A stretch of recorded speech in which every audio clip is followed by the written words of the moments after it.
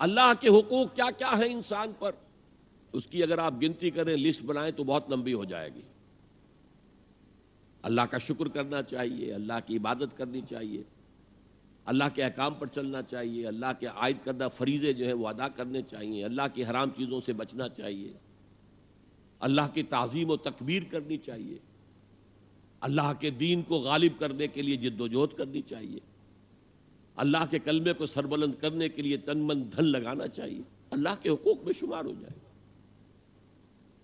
ایک لفظ ایسا ہے کہ جیسے کہتے ہیں ہم اپنی زبان میں، ہاتھی کے پاؤں میں سب کے پاؤں، ایک لفظ ہے کہ جو جملہ حقوق کو اپنے اندر سمو لیتا ہے، وہ لفظ عبادت۔ یہی وجہ ہے کہ قرآن مجید میں تمام انبیاء اور رسول کی دعوت جو آتی ہے مختلف مکی صورتوں میں، وہ کیا ہے؟ سب نے یہ کہا یا قوم اعبدوا اللہ ما لکم من الہ غیرہ، اے میری قوم کے لوگوں اللہ کی عبادت کرو، تمہارا کوئی اور معبود نہیں ہے سوائے اس کے۔ یہی دعوت جو ہے حضرت نوح کی تھی، حضرت ہود کی تھی، حضرت صالح کی تھی، حضرت شعیب کی تھی، حضرت لوط کی تھی، اور حضرت موسیٰ کی تھی، حضرت عیسیٰ کی تھی، سب کی دعوت۔ یہی دعوت جو ہے حضور کی آئی ہے قرآن میں، ایک فرق کے ساتھ۔ سابقہ تمام انبیاء اور رسول صرف اپنی اپنی قوموں کے لیے مبعوث کیے گئے تھے، حضور کے بعثت پوری نوع انسانی کے لیے، لہذا یہاں یا قوم کا لفظ نہیں ملے گا، یا ایھا الناس، یا ایھا الناس، یا ایھا الناس، یا ایھا الناس اعبدوا ربکم الذی خلقکم والذین من قبلکم لعلکم تتقون۔ اے لوگو عبادت کرو اپنے اس رب کی جس نے تمہیں بھی پیدا کیا اور تم سے پہلے جو لوگ تھے ان کو بھی پیدا کیا تاکہ تم بچ سکو۔ اور تم سے پہلوں کا ذکر کیوں کیا گیا کہ اکثر جو گمراہ لوگ ہیں وہ یہ کہتے تھے وجدنا علیہ آباءنا، بھائی ہم نے تو اپنے آباء و اجداد کو یہی کرتے دیکھا ہے، ہم تو یہی کریں گے۔ تو بھائی جیسے تم مخلوق ہو اور تم سے غلطی ہو سکتی ہے، گناہ ہو سکتا ہے، ایسے ہی تمہارے آباء و اجداد بھی انسان تھے، مخلوق تھے، غلطی ہو سکتی ہے۔ پیروی آباء و اجداد کی مت کرو، پیروی اس کی کرو، جیسا کہ سورہ لقمان میں آ گیا تھا وَاتَّبِعْ سَبِيلَ مَنْ أَنَابَ إِلَيَّ، پیروی کرو اس کی جس نے اپنا رخ اللہ کی طرف کر لیا۔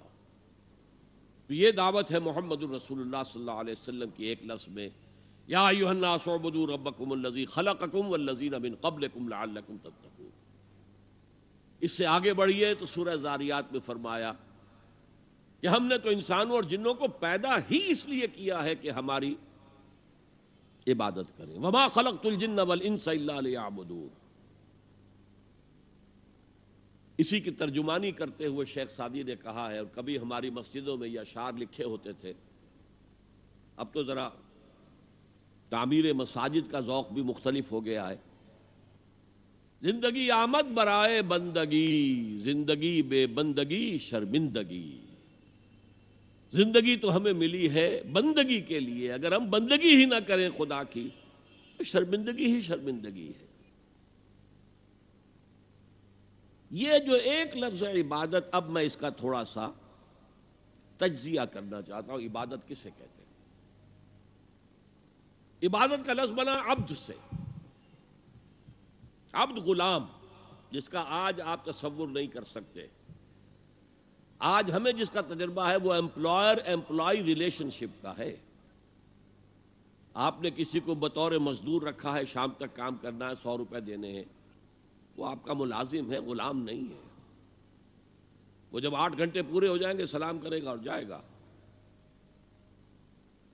اور اگر آپ نے کسی کو رکھا ہے خانسامہ کی حیثیت سے اور آپ کہیں بھائی آج وہ نہیں آئی، بھنگن وغیرہ نہیں آئی ہے، ذرا جاؤ ہمارا وہ ٹوائلٹ صاف کراؤ، وہ صاف کر دے گا، جناب میں آپ کا خانسامہ ہوں، میں ٹوائلٹ صاف کرنے کے لیے ملازم نہیں ہوا ہوں۔ تو لمیٹڈ ٹائم اور فرائض بھی لمیٹڈ، یہ امپلائر امپلائی کے ہیں، اور وہ فرائض ادا کرنے کے بعد وہ آپ کے برابر کا شہری ہے، 1 ووٹ آپ کا 1 ووٹ اس کا ہے، کوئی فرق نہیں آپ کے اس کے درمیان۔ غلام جو ہوتا تھا عبد، وہ آقا کا مملوک ہوتا تھا، ملکیت،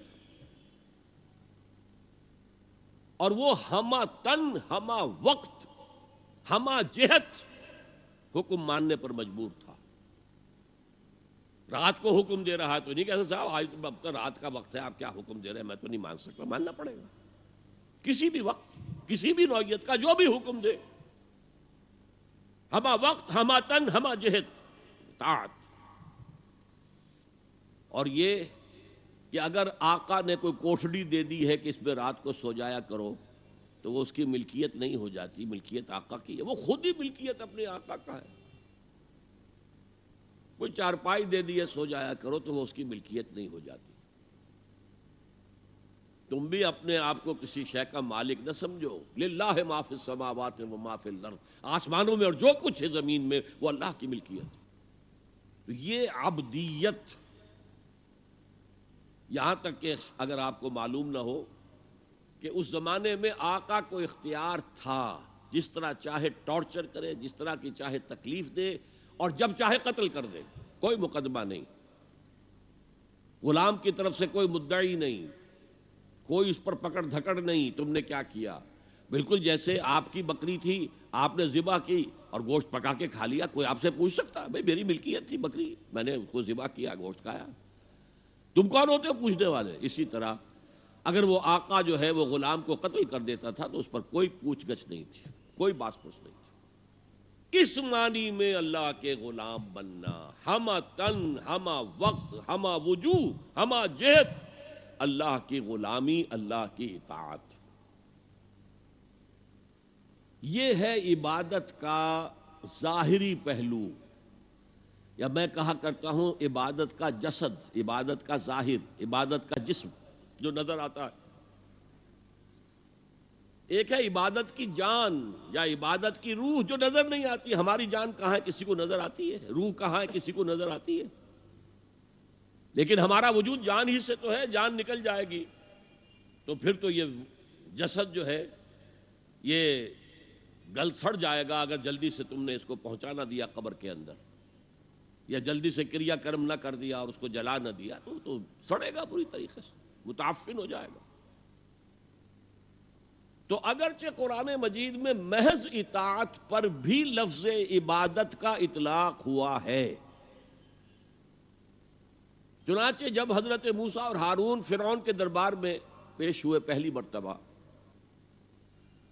فرعون نے ایک پھپتی چست کی، اپنے حواریوں اور درباریوں سے مخاطب ہو کر، یہ کون لوگ ہیں جو ہم سے اس طرح بات کر رہے ہیں، ہم سے کوئی مطالبہ کر رہے ہیں؟ ارسل معنا بنی اسرائیل وقومہما لنا عابدون، ان کی قوم تو ہماری غلام قوم ہے۔ ظاہر بات ہے کہ وہ فرعون یا ان کی قوم کی پرستش نہیں کرتے تھے، عبادت نہیں کرتے تھے، لیکن چونکہ اطاعت پر مجبور تھے، لہذا اس کے لیے لفظ اس نے استعمال کیا عابدون، قومہما لنا عابدون۔ اور ایک اور موقع پر یہ بات آئی